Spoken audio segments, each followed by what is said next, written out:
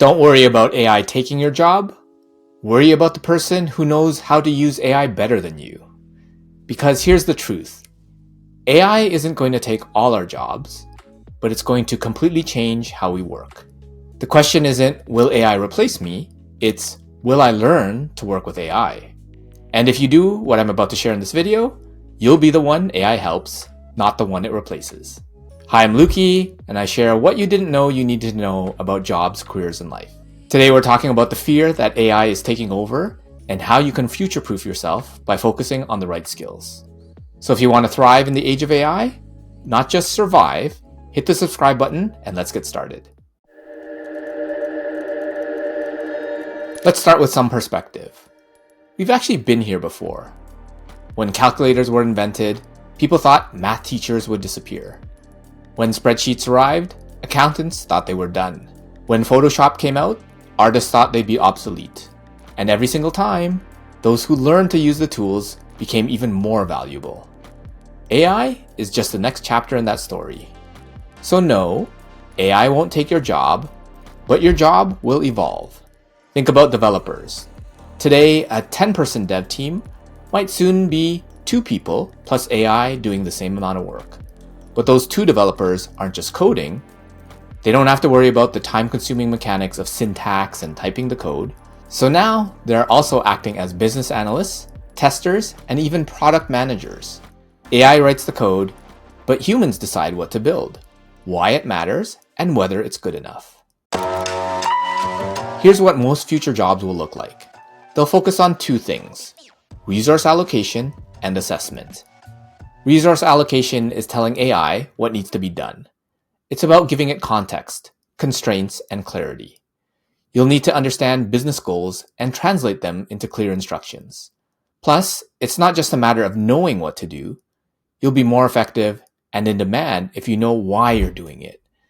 That helps with the second part, assessment. Assessment is judging what AI produces. Sure, AI can create 10 options in seconds, but which one is actually right? Which one is best? You'll still need a human to decide what's strategic, ethical, or even just sensible. Because if you use AI, you know sometimes it comes up with ridiculous stuff. That's why people who can think critically, communicate clearly, and guide AI will always be needed. Here's some examples on how roles are evolving. Let's take developers. Developers won't have to memorize syntax anymore. AI can write code, debug, and even test. But what matters most is knowing how to design solutions and align them with business needs. Syntax is replaceable, strategy isn't.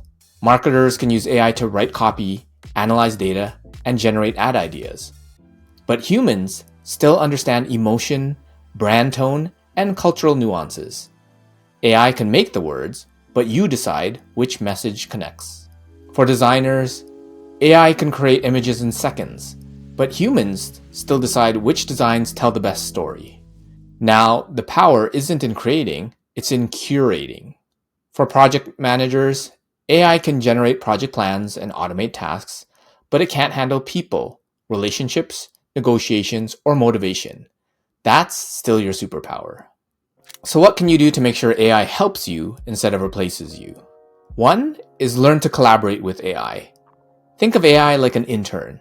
It can do amazing work, but only if you give it good direction. And if you want to be in those intermediate or senior roles, what better way than to practice now?